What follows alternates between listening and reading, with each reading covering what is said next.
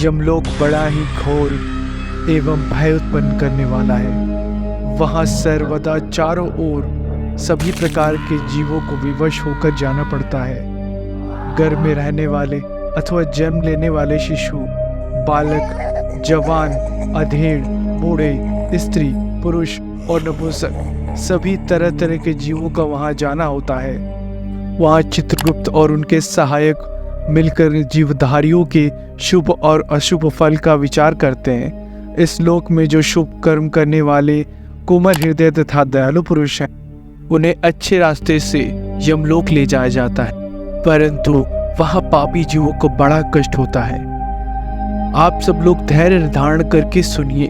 जो क्रूरतापूर्ण कर्म करने वाले और कभी दान न देने वाले पापी हैं, वो यमराज के पास दक्षिण मार्ग से ले जाए जाते हैं, जो कि अत्यंत भयंकर मार्ग है। यह रास्ता अनेक रूपों में स्थित है। इसका विस्तार चारों ओर से 86,000 योजन जानना चाहिए, यानी 11,08,000 किलोमीटर। जो पुण्यात्मा है उन्हें यह मार्ग बहुत छोटा जान पड़ता है, लेकिन जो पापी हैं उसे यह मार्ग बहुत दूर जान पड़ता है। वह मार्ग कहीं तीखे कांटों से भरा है, तो कहीं रेत और कंकड़ों से, कहीं पत्थरों के टुकड़े बिछे होते हैं जिनका किनारा छुरी के धार के जैसा होता है। कहीं दूर तक बहुत कीचड़ भरी रहती है और कहीं कहीं सुई के समान नुकीलों कुशों से सारा मार्ग ढका होता है।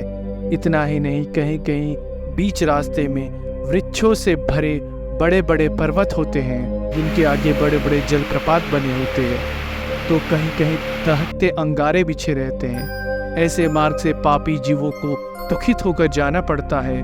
कहीं ऊंच नीचे गड्ढे, कहीं फिसलन भरा रास्ता, चिकने ढेले, तो कहीं तपी हुई बालू और कहीं कहीं तीखे कीलों से वह मार्ग भरा पड़ा होता है। कहीं कांटेदार वृक्ष, तो कहीं आग लगे जंगल, कहीं जलते हुए पत्थर से वह मार्ग भरा पड़ा रहता है।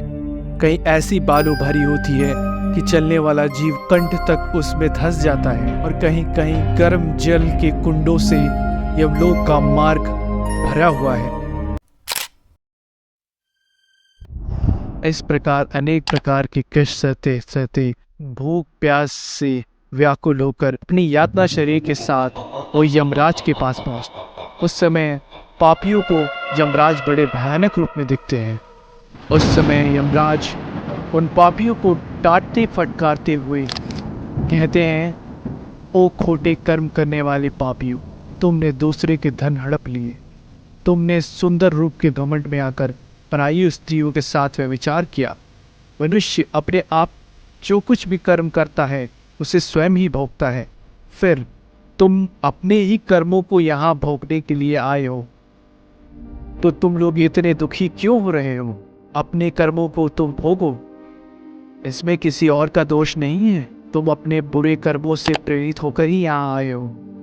तुम्हें अपनी खोटी बुद्धि और बल का बड़ा घमंड था। अरे ओ दुराचारियों और मोहवश जो तुमने भयंकर कर्म किए, उनका दंड भोगो। अब तो सबको छोड़कर तुम यहाँ अकेले ही खड़े हो ना? यहाँ तो वो बल दिखाई नहीं देता जिससे तुमने अनेकों पाप किए थे। अब इन यमदूतों के मार पड़ने पर कैसा लग रहा है? इस प्रकार यमराज के द्वारा उलाहना देने पर सारे पापी जीव अपने कर्मों के विषय में सोचने लगते हैं। पृथ्वी के नीचे 28 प्रकार के नरक हैं। पापी जीव नरक भोगने के बाद 84 लाख योनियों में भटकता है। इसके पश्चात उसे फिर मनुष्य शरीर प्राप्त होता है।